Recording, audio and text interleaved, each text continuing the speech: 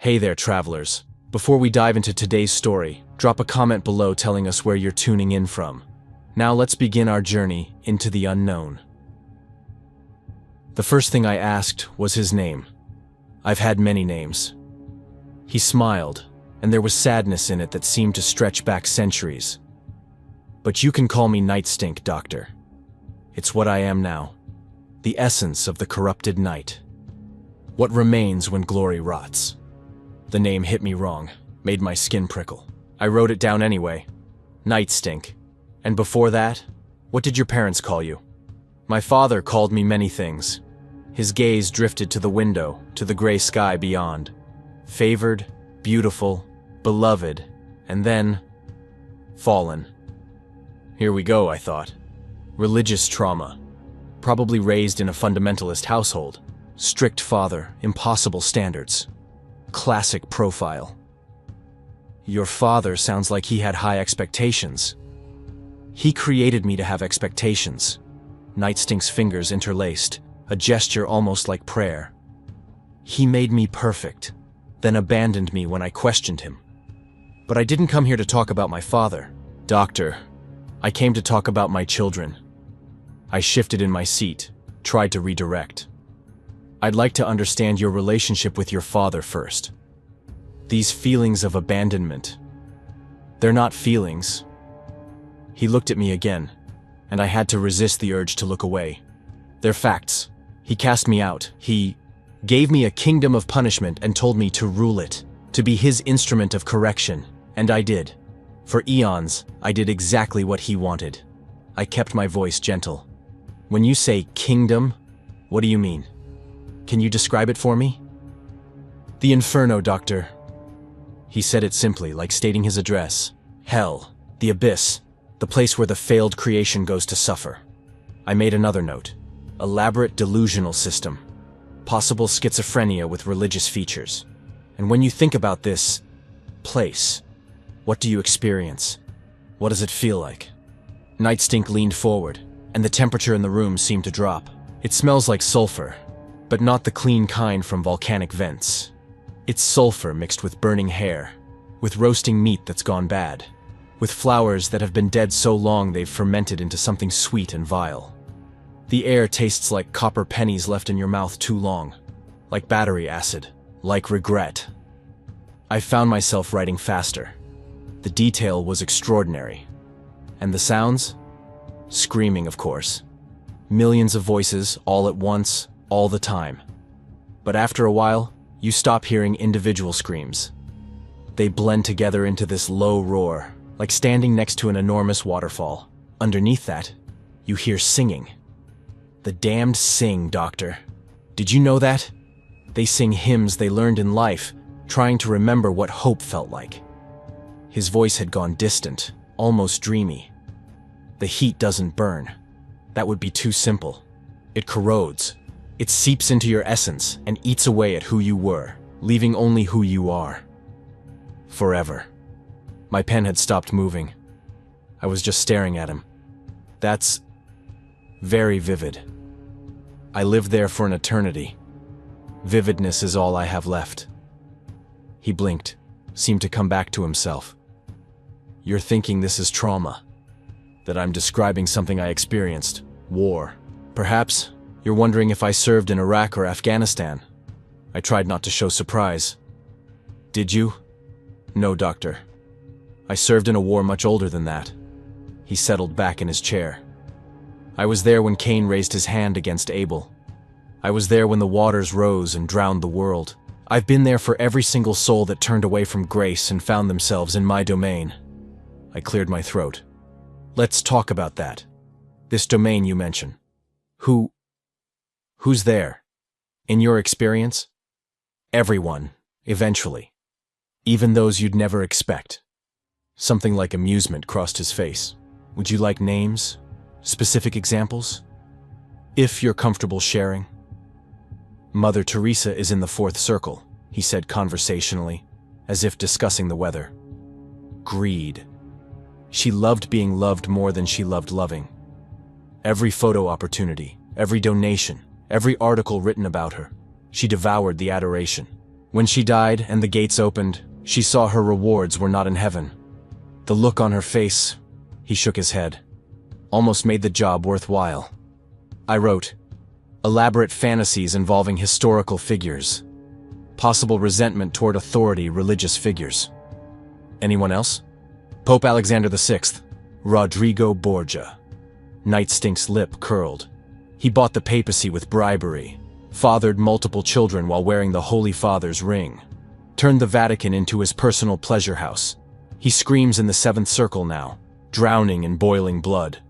Sometimes I stop by just to watch. And you, punish these people. I am the instrument of punishment. I don't decide who comes. That's not my role. I simply carry out the work. His hands spread, almost helpless. It's what I was made for.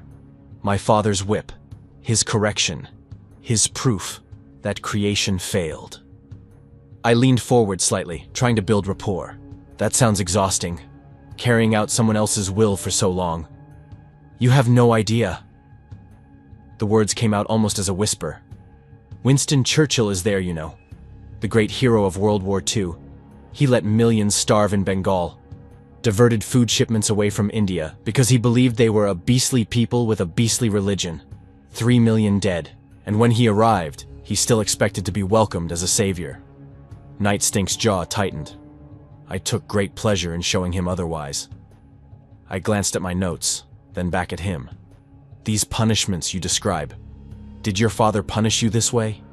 Is that what you're really remembering? My father cast me out. That was his punishment. Exile from his presence. Making me the jailer while he remained the judge. He looked at me intently. But yes, doctor, there are similarities. I understand your training. You want to trace this back to childhood trauma, to some original wound. You're not wrong.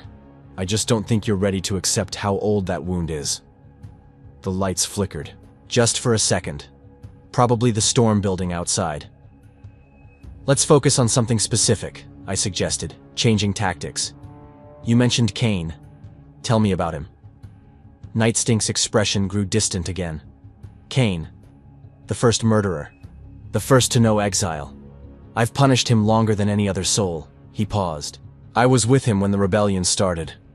I was in the third circle where the gluttons writhe in frozen mud, whipping him as I've done for millennia. The whip is made of his own guilt, you understand. It never breaks. It never dulls. Each strike reopens the wound of what he did to his brother. That must be... I searched for words. Intense work. It's my purpose. He met my eyes. Or it was.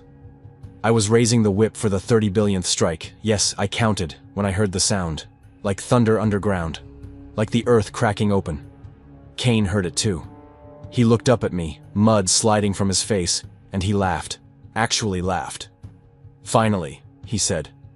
Finally, you'll understand what it means to be betrayed by those you love. I wrote quickly. Patient identifies with historical figures. Possible victim of childhood abuse. Father figure likely violent. What happened next? My children came for me. His voice went quiet. The ones I'd created, shaped, given purpose to.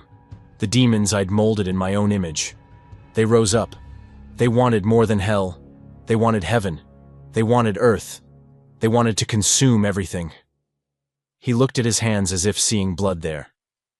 And I realized, sitting on my throne of obsidian while they surrounded me, that I'd done exactly what my father did. I'd created beings to serve a purpose, then never gave them anything beyond that purpose. No love, no presence, just duty. So, your children. I tried to keep him talking, sensing we were approaching something important. They rebelled against you, exactly like I rebelled against him. Nightstink's laugh was bitter. The symmetry is almost beautiful, don't you think? Betrayed by my father, then betrayed by my children. An endless cycle of abandonment. How did your father betray you? I asked softly. What did he do? He expected perfection, then punished me for achieving it. He wanted worship, then cast out anyone who worshipped too well. He created me with pride, then damned me for having it. Night Stink's hands clenched. He made me the scapegoat for his failed experiment. Every soul that enters hell is proof that he couldn't create something truly good.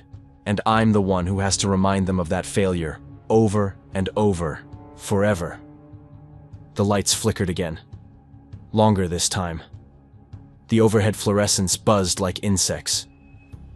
"These children of yours," I pressed, trying to redirect to the father wound again. "When they betrayed you, how did that feel?" "Like my father's betrayal all over again." He stood suddenly, moving to the window. "I gave them purpose. I gave them power. I shaped them from nothing into beings of terrible beauty. Azrael, the angel of death who grew tired of merely collecting souls. Belith, who whispered that I was weak for showing any mercy at all. And Malphus," his voice cracked slightly.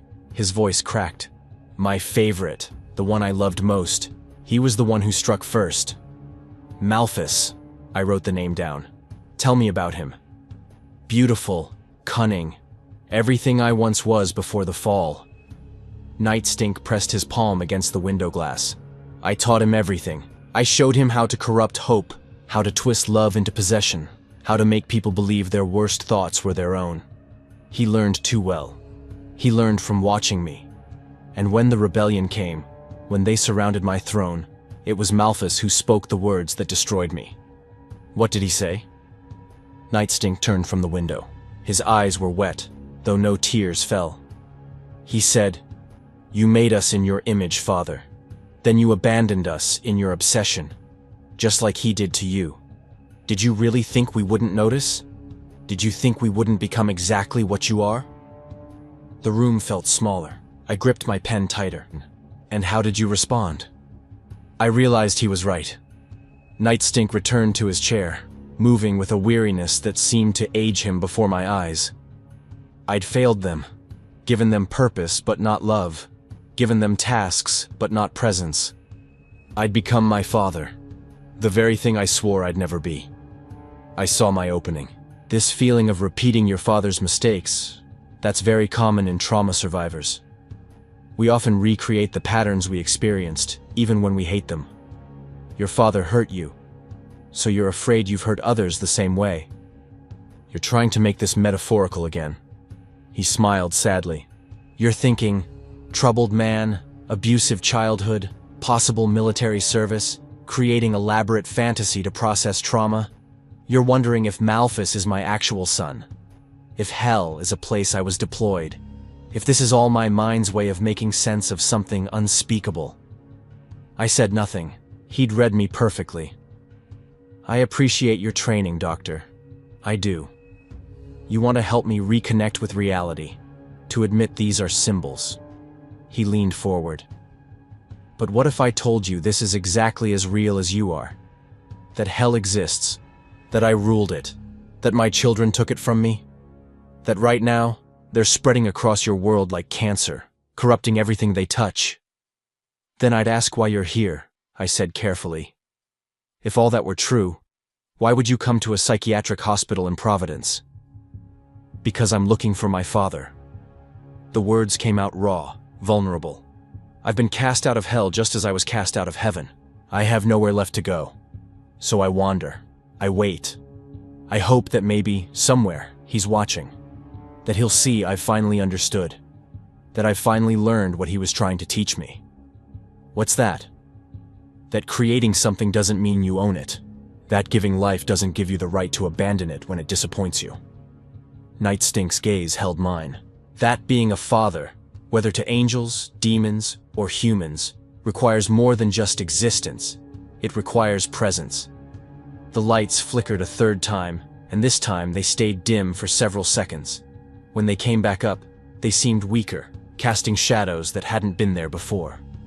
"Your children," I said, keeping my voice steady. "The ones who rebelled. What do you think they want now?" "Everything." He said it simply. "They want to consume heaven and earth. They want to remake creation in their image.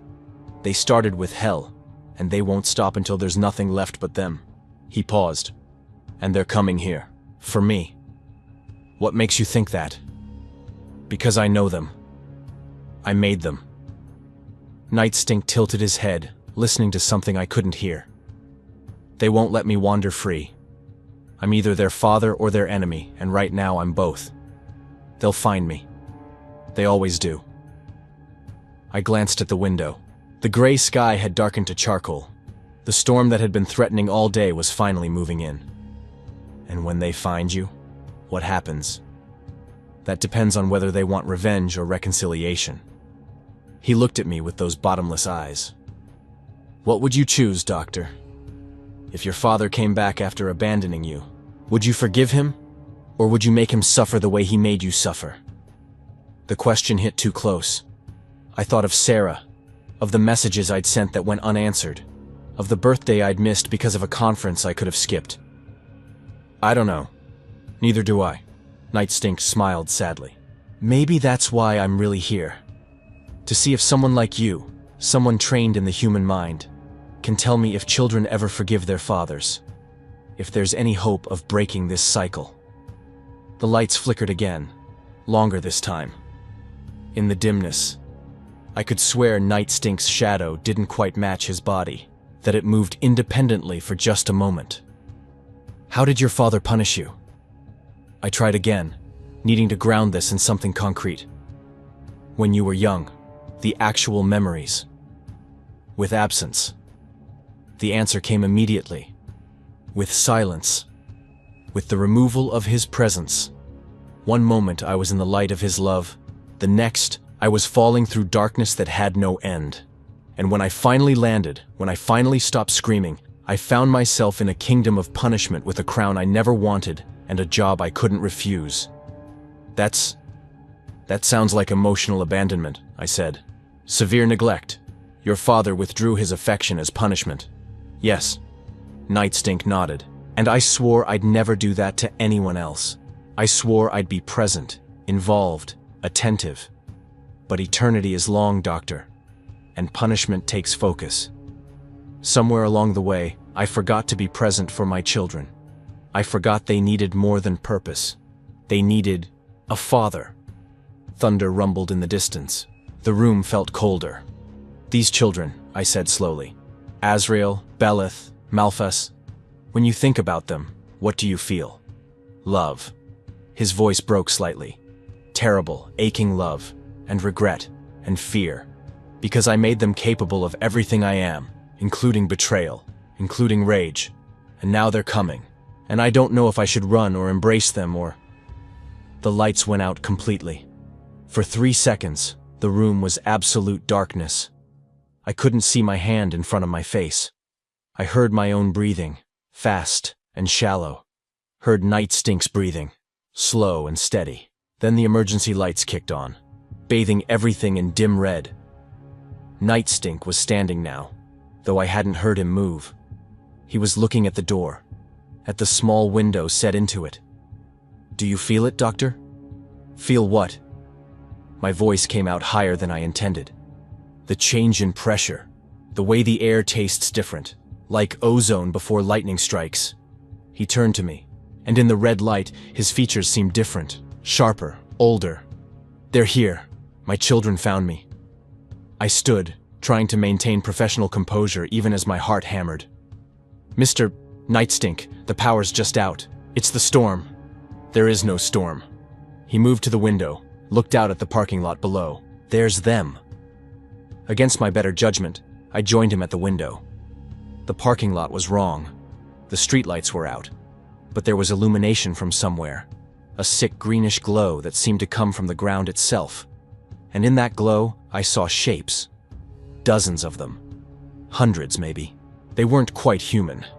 They moved wrong, bent at angles that shouldn't work, their shadows stretching impossibly long. What? I couldn't finish the sentence. My children. Nightstink's voice held something I hadn't heard before. Fear. They've been searching since I left. Across continents, across dimensions. And now they've found me. One of the shapes looked up at our window. I couldn't see its face clearly, but I felt its attention like a physical weight. This isn't real, I whispered. This is some kind of shared hallucination. Gas leak. Carbon monoxide. You can believe that if it helps. Nightstink placed his hand on the window, and the glass fogged around his palm despite the cold. But in a moment, they're going to come through that door. And when they do, you'll have to decide what you believe. Because metaphors don't kill, Doctor. But my children do. I backed away from the window, my training completely failing me. What do they want? Me.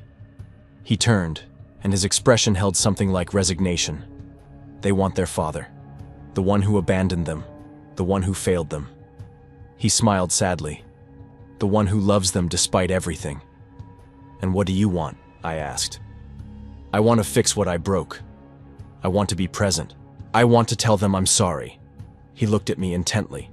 I want them to know that failing as a father doesn't mean I stopped being one. That I'm still here. That I'll always be here. The lights flickered one more time, and in that instant of darkness, I heard him whisper, "Even if here is hell." When the lights came back, Nightstink was looking directly at me. Tell me, Doctor, when your daughter stops answering your calls, do you keep trying? Or do you tell yourself she's better off without you? I couldn't answer. My throat had closed. That's what I thought. He glanced at the door, where I could now hear footsteps in the hallway, multiple sets, moving toward us. You and I, Dr. Gates, we're not so different. We both failed our children. We both told ourselves it was for their own good. We both waited too long to realize that presence matters more than perfection. The footsteps stopped outside the door. But there's one difference between us, Nightstink said softly. What's that? You still have time to fix it, to call Sarah, to be there imperfectly. He looked at the door as the handle began to turn. I ran out of time the moment I sat on that throne and forgot what mattered. The door opened, and my understanding of reality shattered like glass. The door swung shut on its own. I stared at it, my heart hammering against my ribs. The emergency lights were still on, bathing everything in that sickly red glow. Outside the small window in the door, I could see shapes moving in the hallway. Not quite human, not quite anything I could name.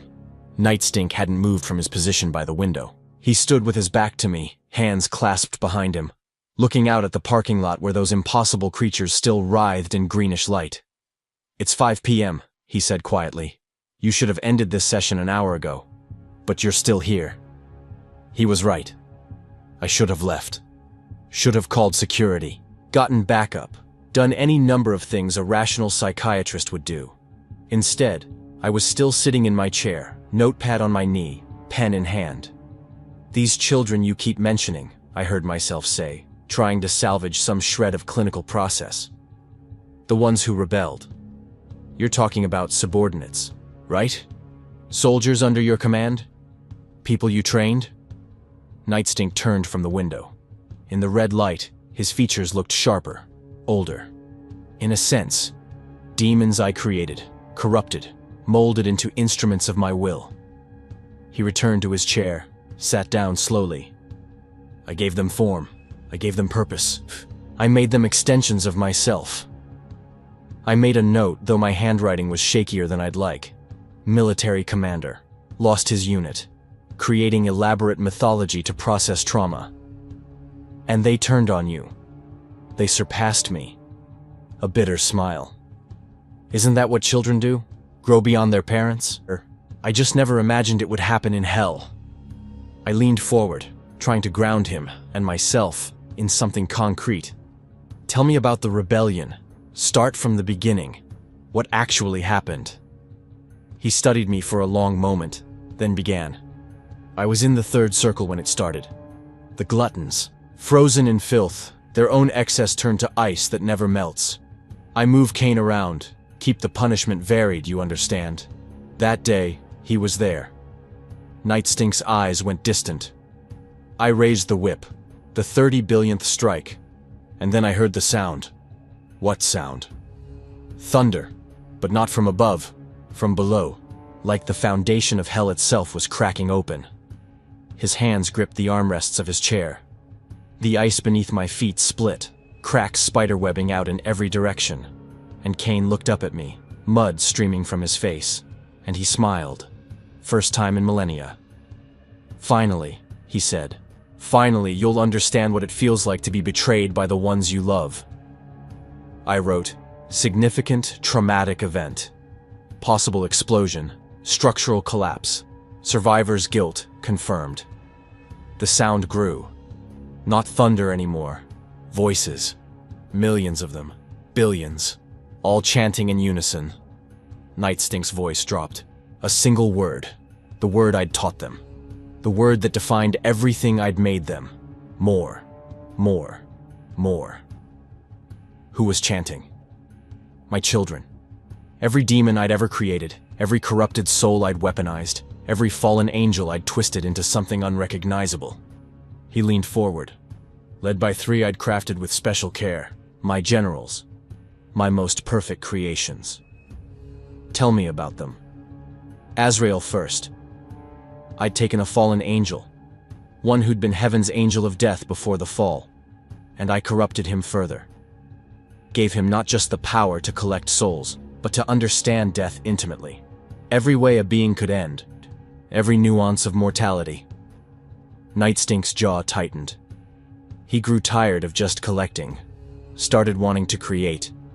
To design new deaths, new endings, new ways for existence to stop. I nodded, keeping him talking. And the second?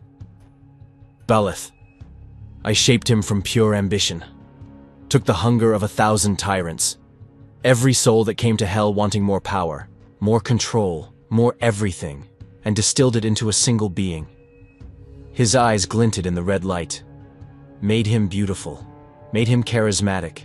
Made him hungry in ways that could never be satisfied. He whispered to me for centuries that I was too merciful, that I was weak, that true punishment required no limits. The temperature had dropped further. I could see my breath now. Small clouds forming with each exhale.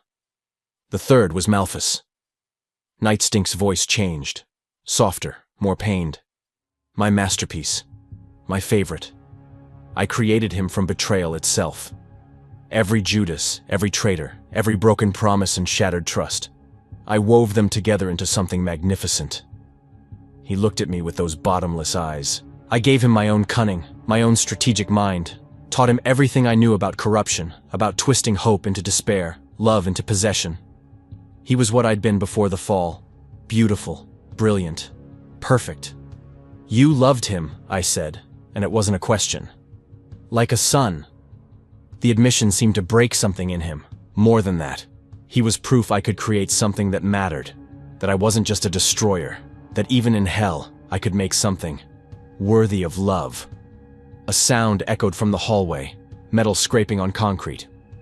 We both looked at the door. The shapes outside were moving closer, pressing against the small window. I could see faces now, or approximations of faces. Wrong angles.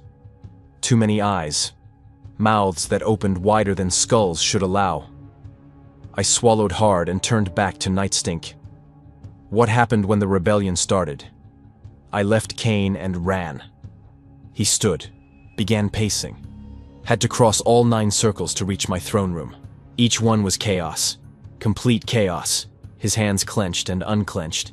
In the second circle, where the lustful are blown by eternal winds, I saw Nero, the emperor, the one who burned Rome. He was free, commanding flames that shouldn't exist in those frozen gales. Nero, the historical figure? I asked, trying to understand his delusion. Yes, Doctor. Nero. My children had freed him. Given him purpose beyond suffering. Nightstink turned to me. Souls were burning and freezing simultaneously. The screams created harmonics that shattered reality at the edges. And Nero stood in the center of it all, conducting destruction like a symphony. The detail was extraordinary, too precise. This wasn't fantasy, this was memory. Traumatized, yes, but something he'd experienced so completely that reality and delusion had fused. I kept running, Nightstink continued. The third circle, where I'd left Cain, I saw Vlad Tepes, Vlad the Impaler. He'd created fortifications from souls. His voice went hollow. Living architecture, Doctor. Beings fused together into walls, towers, battlements, still conscious, still aware, still screaming. Their bodies transformed into stone and metal and wood, but their minds intact, feeling every moment of being a building. I couldn't finish. Even I had never thought of that. He laughed bitterly. My children had learned to be more creative with suffering than I'd ever been. I felt pride, horrified, sick pride that they'd taken my lessons and evolved them. He moved to the window again, looking out at the parking lot. The greenish light had intensified. I could see more shapes now. Hundreds of them, maybe thousands, all pressing closer to the building. The fourth circle became an armory. Gilles de Rais commanded there, the child killer, the monster who tortured hundreds in life. My children gave him the most depraved souls and told him to forge weapons from their guilt. Nightstink's reflection in the glass looked haunted. He created blades that cut essence instead of flesh, armor that fed on the wearer's fear, growing stronger with every moment of terror. Siege engines powered by screaming. I wrote faster, trying to capture every detail even as part of my mind screamed that this couldn't be real, that I was experiencing some kind of shared psychosis with this patient. In the fifth circle, the wrathful fighting eternally in toxic swamps, Elizabeth Bathory commanded blood rituals, the countess who'd bathed in virgin blood. He pressed his palm against the glass. She'd learned to use souls as reagents, alchemical components. The swamp ran red. The air tasted like iron and roses rotting together. She transformed suffering into raw power, channeled it into spells that made demons weep. You keep mentioning historical figures, I said, trying to redirect. These people you're describing, Nero, Vlad, this countess, they're metaphors, right? For different types of trauma you experienced? Nightstink looked back at me. You're still trying to make this symbolic, I understand. It's what you're trained to do. But answer me this, doctor. If these are just metaphors, why can you see them too? He pointed at the window. I didn't look. Couldn't look. The rebellion. Keep going. Genghis Khan held the sixth circle, heresy and violence. He'd organized every conqueror, every warlord, every soul that had commanded armies in life. Nightstink returned to his chair. They moved with military precision, flanking maneuvers, coordinated assaults. The heretics who'd questioned God were questioning me now, and Khan gave their doubt teeth and claws and strategy. The lights flickered. When they came back, they seemed dimmer. Stalin commanded logistics from the seventh circle, the man who'd starved millions, who'd perfected the bureaucracy of death. A bitter laugh. He ensured every demon, every corrupted soul, every rebel had exactly what they needed. Supply lines in hell, doctor. He created supply lines in the inferno. Made sure ammunition and weapons and food, yes, even in hell there's a kind of sustenance, flowed to where they were needed. How long did this take? I asked. This rebellion? Time works differently there. It could have been minutes or millennia. I just know I was running, and every circle I passed through was more horrifying than the last. He looked at his hands. Pol Pot commanded the eighth circle, fraud and treachery. He'd taken the millions who died under his regime and forged them into a single weapon. A wave of suffering given form and purpose. When they moved as one body with a million screaming faces. I realized I'd stopped writing. I was just staring at him, listening to him describe hell's civil war with the detail of someone who'd lived it. I reached the ninth circle, treachery, frozen at the center of everything. Where Satan was traditionally imprisoned, except I'd long since moved him. Made it my throne room instead. Nightstink's voice dropped to a whisper. They were waiting, all of them, arrayed in perfect military formation. Azrael in the center where Satan once stood. Belith to his right. Malphus to his left. What did you do? I sat on my throne. He met my eyes. What else could I do? I'd spent eternity telling them I was their king, their master, their father. I couldn't run anymore, so I sat, and I waited. The silence stretched. In the hallway, I heard footsteps, multiple sets, coming closer. Malphus stepped forward, my beautiful boy, my greatest creation. Nightstink's voice cracked. And he said, "We want more, Father. You taught us to hunger. You taught us that power is everything. You taught us to always reach for what's beyond our grasp. And then you expected us to be content with hell? When heaven still stands? When earth teems with uncorrupted souls? When there's an entire creation to consume, and you're satisfied to sit here and whip Cain for eternity? What did you say?" I told him it was my purpose, my Father's command, that I was the instrument of punishment, not conquest. He laughed bitterly. I sounded like a child making excuses. Even I could hear it. The same pleading I'd used when my father cast me out. "But I'm doing what you asked," I'd begged him. "I'm exactly what you made me." And here I was, saying the same thing to my own children. I leaned forward. The clinical part of my brain noted, patient creating parallel between himself and parental figure. Classic trauma response. But another part, a deeper, more primal part, whispered that maybe, just maybe, he was telling the truth. Belith spoke next, said I was pathetic for clinging to my father's approval, that I'd been cast out and still I waited for him to call me home, that I was a slave pretending to be a king. Nightstink's hands gripped the armrests so tightly his knuckles went white. Every word was true. Every accusation landed because it was exactly what I'd thought about myself for eons. The lights flickered again, longer this time. In the darkness, I heard breathing that wasn't mine or Nightstink's. When the lights returned, shadows had crept farther into the room, pooling in the corners like living things. Azrael spoke last, said I'd taught them that death was power, that taking life was the ultimate act of dominion, and then I'd never let them truly wield it, kept them leashed, controlled, limited.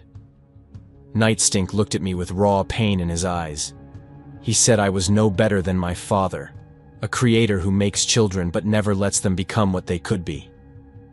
They wanted freedom, I said softly. They wanted everything. Heaven, earth, all of creation. He stood again, unable to sit still. And I looked at them, these magnificent, terrible beings I'd created. And I saw myself, Lucifer standing before God, demanding more, refusing to accept limits. The symmetry was perfect, poetic, cruel. I glanced at my watch.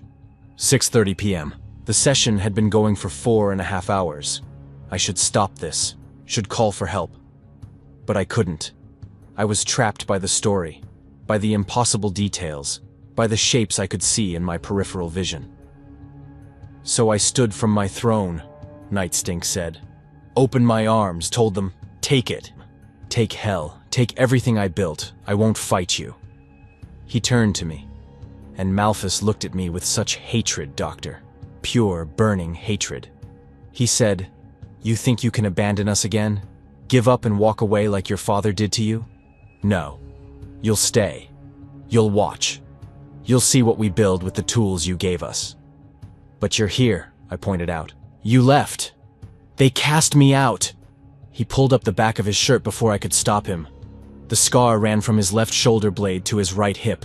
But it wasn't a normal scar. It moved, writhed, like something alive was trapped beneath the skin, trying to escape. And it glowed faintly in the red emergency lighting, the color of dying embers. I opened my mouth. Nothing came out.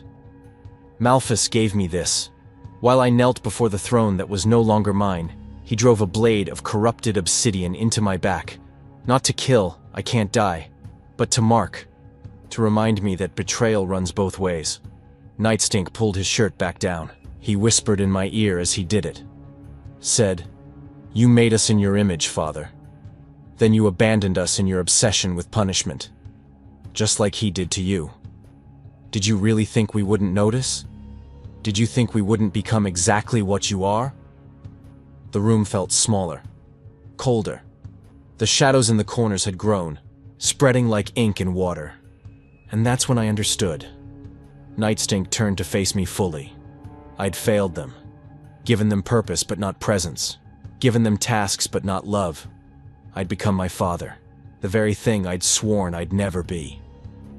This pattern you're describing, I said. trying to maintain some clinical distance even as my hands shook. Of repeating your father's mistakes. That's common in trauma survivors. We recreate what we experienced even when we hate it. You're trying to make this metaphorical again. He smiled sadly. You think I'm a veteran with PTSD. A commander who lost his unit and created an elaborate fantasy to process it. You're wondering if Malphus is my actual son. If the rebellion is code for something else. I said nothing. He'd read me perfectly. I appreciate what you're trying to do, Doctor. Really. You want to help me reconnect with reality. He moved closer. But what if I told you this is reality? That hell exists, that I ruled it, that my children took it from me, that right now they're spreading across your world, corrupting everything they touch? Then I'd ask what you want from me, I said, my voice steadier than I felt. Why come to this hospital? Why tell me all this? Because I need a witness. He sat back down, suddenly looking exhausted. Someone who'll hear the whole story. Someone who'll understand what happens when fathers fail their children. Someone who might learn from my mistakes before it's too late. My daughter, I started. Sarah. Yes. He met my eyes. You haven't spoken to her in months. Missed her birthday because of a conference you could have skipped. Let your marriage end because you were too focused on other people's problems to fix your own. My throat went dry. How do you know that? It's in your eyes, Doctor. The same emptiness I see every time I look in a mirror. The knowledge that you're failing the person who needs you most while you convince yourself you're doing important work. He leaned forward. You think I read your mind? I don't need to. I just recognize my own wound when I see it in someone else. A crash echoed from somewhere in the building. Distant screaming. Not the shapes in the hallway. Somewhere deeper. Other patients, maybe. The building groaned, as if reality itself was straining under some impossible weight. What's happening? I whispered. They're here, my children. Nightstink stood, moved to the door, looked through the small window. They've been searching since I left hell, across continents, across dimensions, and now they've found me. I joined him at the door despite every instinct screaming not to. Through the small window, I could see the hallway. The shapes were closer now, more defined. I could make out 3 figures standing apart from the others, taller, more solid, more real. One was impossibly tall, wrapped in shadows that moved like smoke. Where its face should have been, there was only void. Another was crowned in something that looked like bone and brass, eyes burning gold, radiating hunger so intense I could feel it through the glass. The third was young, beautiful, features that shifted, sometimes male, sometimes female, sometimes both, sometimes neither. But the eyes stayed constant, dark, bottomless, just like Nightstink's. That's them, Nightstink said quietly. Azrael, Belith, Malphus, my children. This isn't possible, I breathed. And yet, he stepped back from the door. In a moment, they're going to come in. And when they do, you'll have to decide, Doctor. Am I a delusional patient creating elaborate metaphors? Or am I exactly what I say I am? The devil cast out by his own children, looking for some kind of redemption he doesn't deserve, and will probably never achieve. The lights flickered violently. On, off, on, off. Each time they came back, they were dimmer. These children of yours, I said, gripping my notepad like a lifeline. What do they want? Everything. The word was simple. Final. They want to consume heaven and earth. Want to remake all of creation in their image. They started with hell, and they won't stop until there's nothing left but them. He paused. And they want me. Want their father to watch, or join them, or suffer, maybe all 3. And what do you want? Before he could answer, the door handle began to turn. We both watched it rotate, slowly, deliberately. The metal groaned. The wood frame creaked. Something was coming in, and there was nowhere to run. Nightstink looked at me one last time. What I want doesn't matter anymore. Doctor, I had eons to be what they needed, and I failed. Now all I can do is face them. Face what I created. face what I destroyed through absence and obsession. The temperature plummeted. I could see frost forming on the window, spreading in patterns that looked almost like wings. "Remember what I told you," Nightstink said, his voice barely audible over the groaning of the door. "About presence, about being there, even imperfectly, about trying before it's too late." "I don't understand," I started. The door swung open. Red light flooded the room, brighter than before, bright enough to hurt. And in that light, I saw them clearly for the first time. Not metaphors, not hallucinations, not trauma-induced delusions. Real. Azrael stood in the center, impossibly tall, wrapped in darkness that moved with predatory intent. The void where his face should have been pulled at me made me want to fall forward into nothingness. In his hands, if they were hands, he held a scythe made of something that looked like frozen screams. Beleth to the right, crowned and terrible, eyes burning with ambition so raw it made my teeth ache. His armor seemed to be made of faces, thousands of them, compressed and fused together, mouths open in silent agony. Malphus to the left, beautiful and wrong, shifting between forms too quickly for my brain to process. But those eyes, those bottomless, ancient eyes, they never changed. They stared at Nightstink with an expression I couldn't name. Hatred? Love? Both? Neither? Behind them, crowding the hallway, pressing against reality like water against a dam about to break, hundreds of shapes, thousands, each one impossible, each one hungry. "Hello, Father." Malphus's voice was honey and broken glass. "We've been looking for you." Nightstink stood perfectly still. "I know." "Did you think you could hide?" Beleth's voice rumbled like grinding stone. "Did you think we'd let you wander free after everything you failed to give us?" "No." Nightstink's voice was calm. Too calm. "I knew you'd find me. I've been waiting." Azrael drifted closer. That void pulsed, pulled, whispered promises of ending. "Then you know why we're here. To punish me." Nightstink didn't flinch. "To make me suffer the way I made you suffer. To prove that fathers always fail. That love is a lie. That presence doesn't matter because it's always too late." The three figures looked at each other. Something passed between them. Communication beyond words. Then Malphus smiled. It was not a kind expression. "No, Father. We're here to bring you home." The lights went out completely. In the absolute darkness, I heard Nightstink's voice, barely a whisper. "This isn't metaphor, Doctor. It never was." And then, nothing but the sound of shadows moving closer, and my own ragged breathing, and the knowledge that everything I'd believed about reality had just shattered like glass. The darkness pressed in, something cold touched my shoulder, and I understood finally that some stories aren't metaphors at all. Some stories are just the truth, wearing a shape we're not ready to see. The lights flickered back on. I was still standing, still breathing. The cold touch on my shoulder was gone, but the memory of it lingered like frostbite. Nightstink stood between me and the three figures in the doorway. His posture was different now, not defeated, but resigned, a man facing inevitable judgment. "You said you'd bring me home," Nightstink said quietly. "What does that mean?" Malphus stepped into the room, his form solidifying into something more human. A young man, impossibly beautiful, with eyes that held eons. Each step he took left frost on the linoleum floor. "It means you're coming back to hell, Father. Where you belong." "To suffer?" Nightstink asked, and I heard something in his voice I hadn't heard before. Acceptance. "To witness." Beleth's voice was sharp, each word edged with centuries of resentment. "You wanted to know what we'd build without you. Now you'll see. We've transformed hell into something you wouldn't recognize.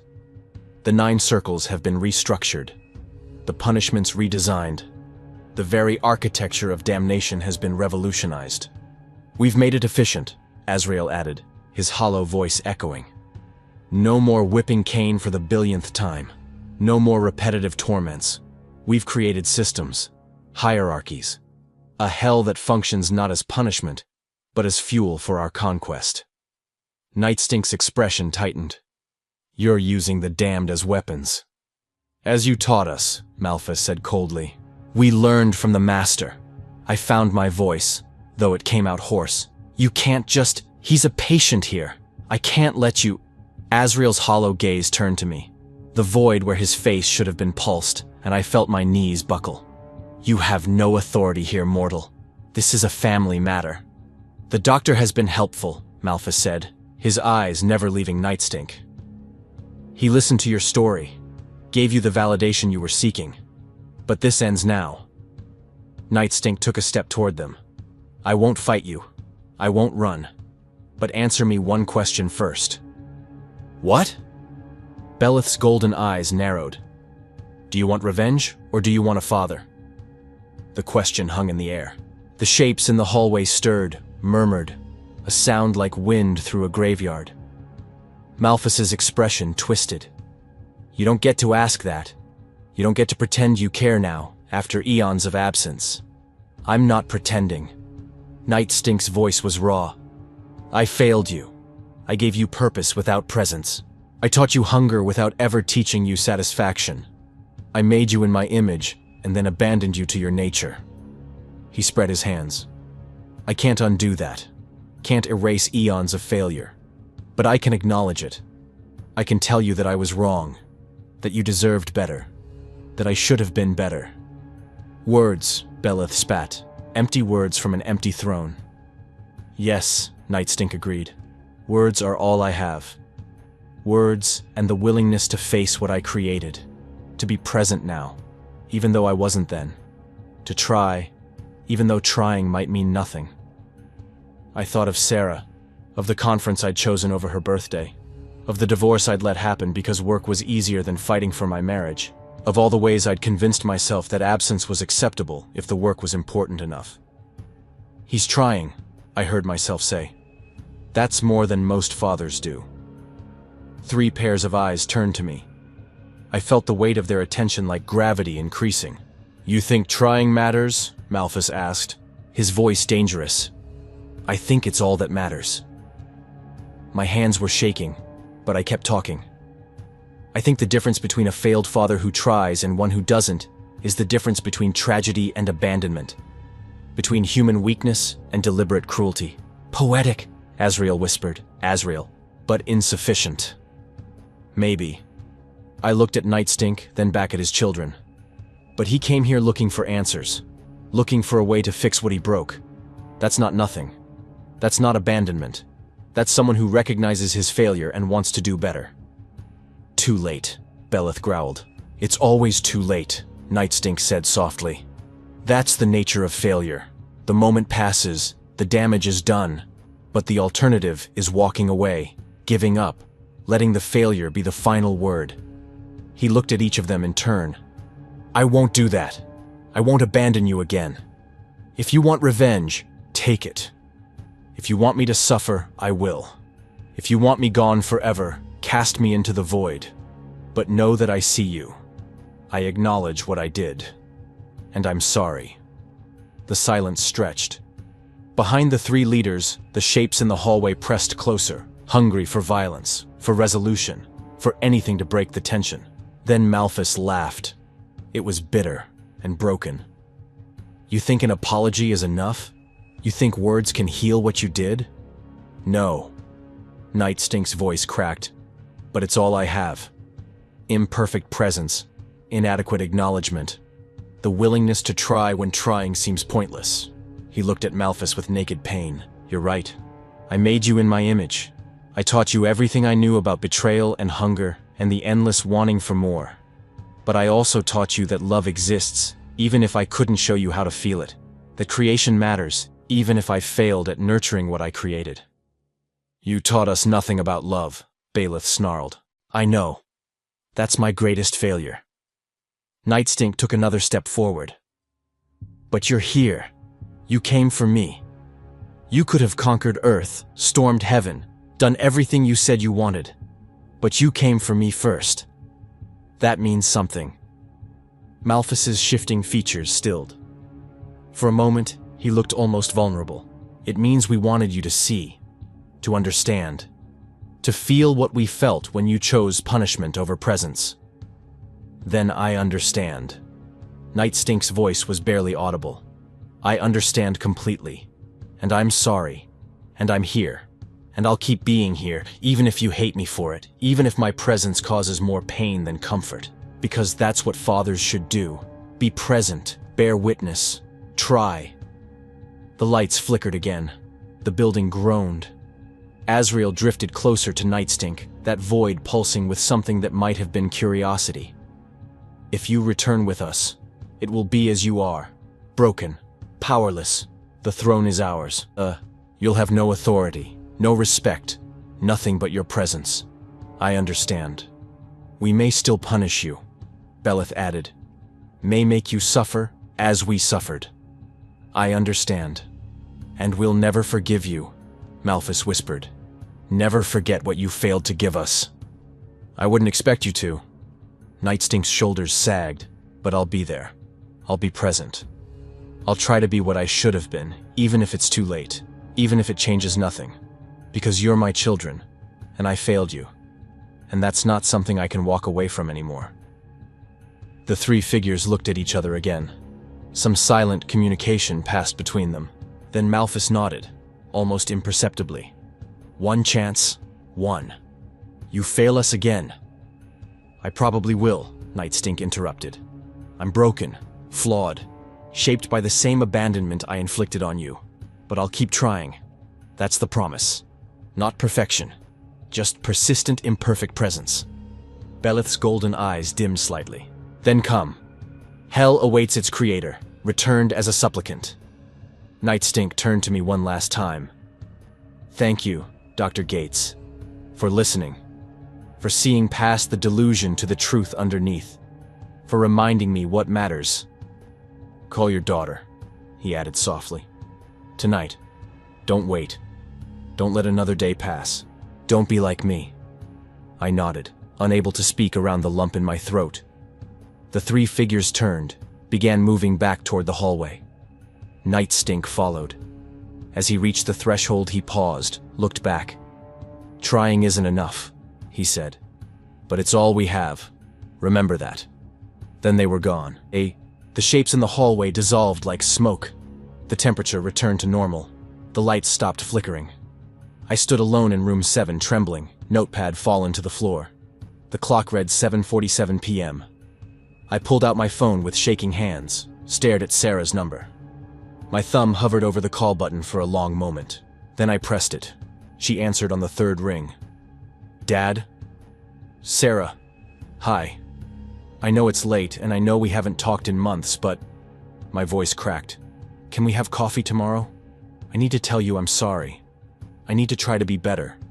I need to be present, even if I don't know how, even if I keep failing. Silence. Long enough that I thought she'd hung up. Then... Okay. Tomorrow, 10 a.m. The place near campus. I'll be there, I promise. We'll see. But her voice was softer. Night, Dad. Good night, Sarah. I stood in the empty room, phone still pressed to my ear long after she'd hung up. The space felt different now, lighter, somehow. Or maybe I felt lighter. I walked to the window, looked down at the parking lot.